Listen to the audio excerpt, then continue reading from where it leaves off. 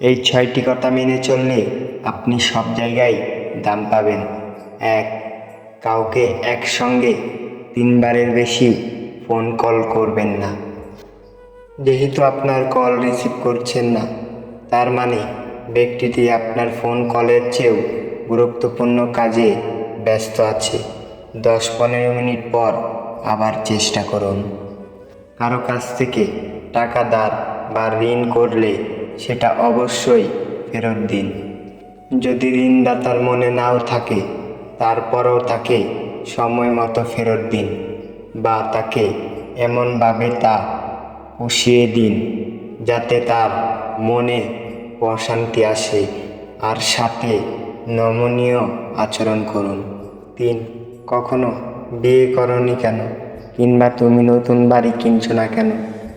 কাউকে এই ধরনের প্রশ্ন জিজ্ঞেস করা থেকে বিরত থাকুন।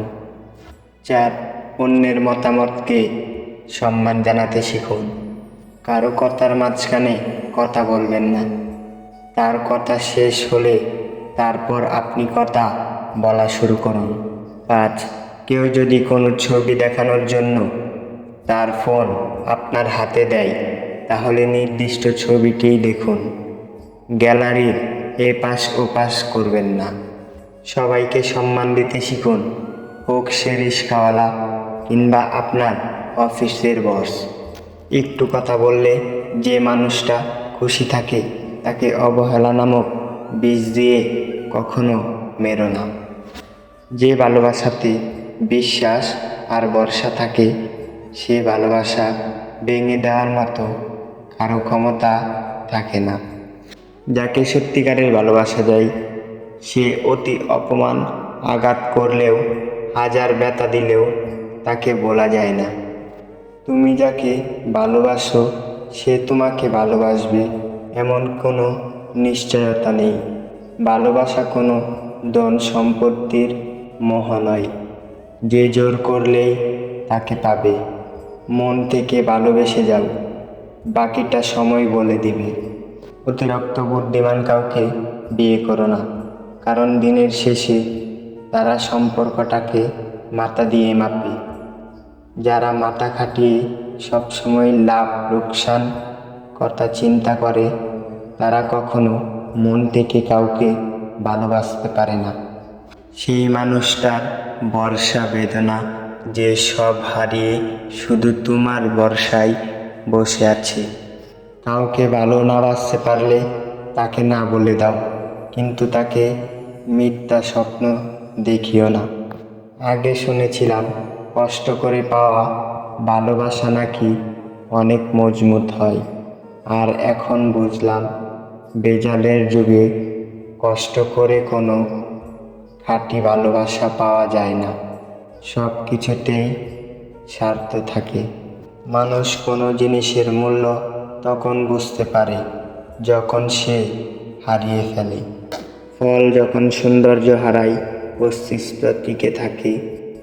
বীজে মানুষ যখন যৌবন হারায়, ব্যক্তিত্ব টিকে রাখে কাজে।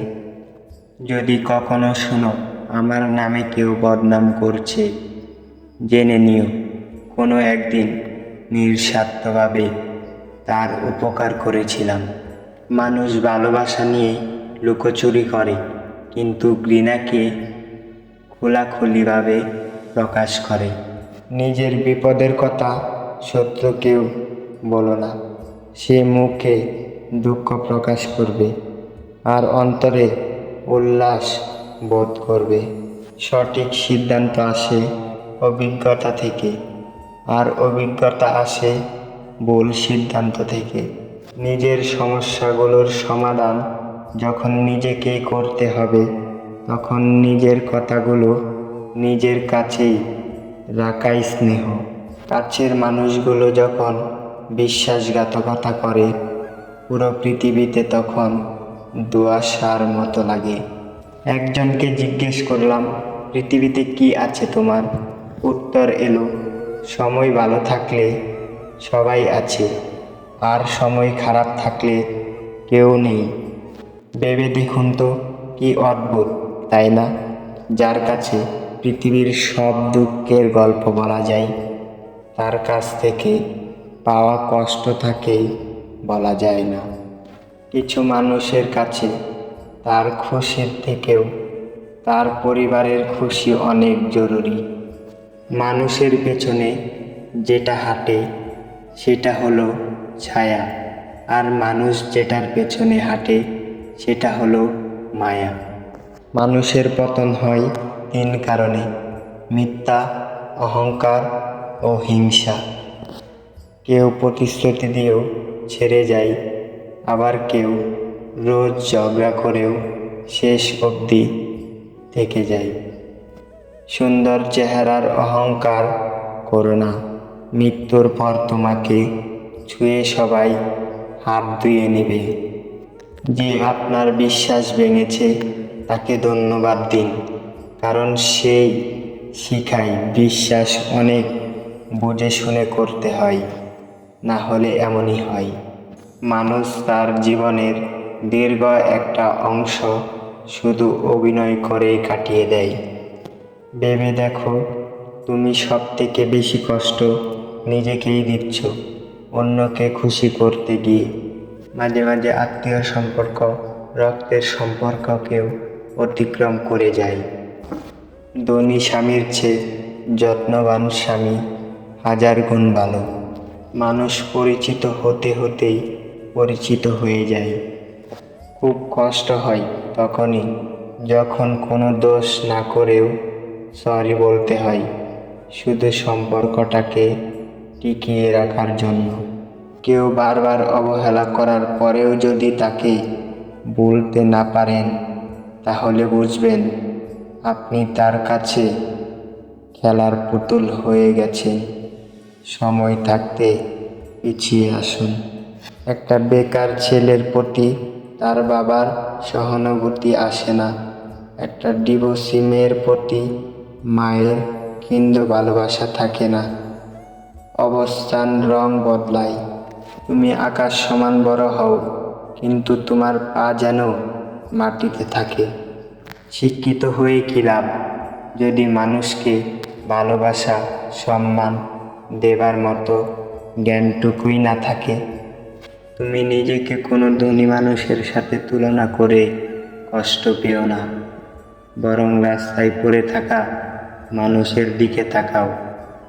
তারা কত কষ্টের মধ্যে আছে, এদের থেকে তুমি অনেক ভালো আছো, এটা ভেবে তুমি জীবন কাটাও।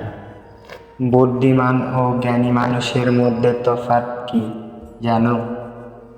যিনি বুদ্ধিমান সে জানে কি বলতে হবে, আর যে জ্ঞানী সে জানে বলাটা ঠিক হবে কিনা। বাবার পকেট সন্তানের জন্য উন্মুক্ত, কিন্তু সন্তানের পকেট বাবার জন্য সংক্ষিপ্ত। তবু বাবা সন্তানের প্রতি সন্তুষ্ট। ভালো ব্যবহারটা আমি করি বলে সেটা আমার দুর্বলতা নয়, ওটা আমার মা বাবার দেওয়া শিক্ষার পরিচয়। নেকড়ের পালের সাথে বসবাস করো, তুমি বিড়াল হলেও একদিন গর্জন করতে শিখবে। একটা মানুষকে চিনতে হলে তার সাথে আর্থিক লেনদেন করুন। আর্থিক লেনদেন হচ্ছে মানুষ চেনার সবচেয়ে সহজ উপায়।